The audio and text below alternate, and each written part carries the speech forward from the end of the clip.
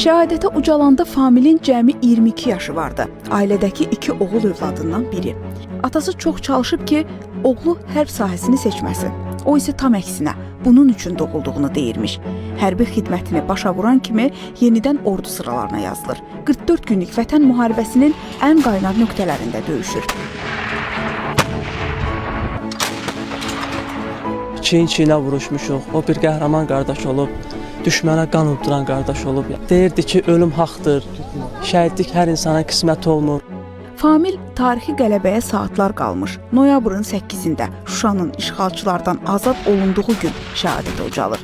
Vətən qarşısında xidmətlərinə görə Prezident İlham Əliyevin sərəncamı ilə Çavuş Famil Ağaşov Xocavəndin, Füzulinin azad olunmasına görə Vətən uğrunda medalları ilə təltif edilib.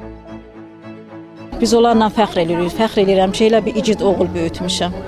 Fəxr edirəm mən onunla. Qəhrəmanımdır o mənim. Famillə bütün el oba fəxr edir. İndi onun adı həm də təhsil aldığı 3 saylı tam orta məktəbin qarşısında xatirəsinə tikilən bulaq kompleksində əbədiləşib. Günel Habil qızı, Şahin Həsənov, ASTV xəbər.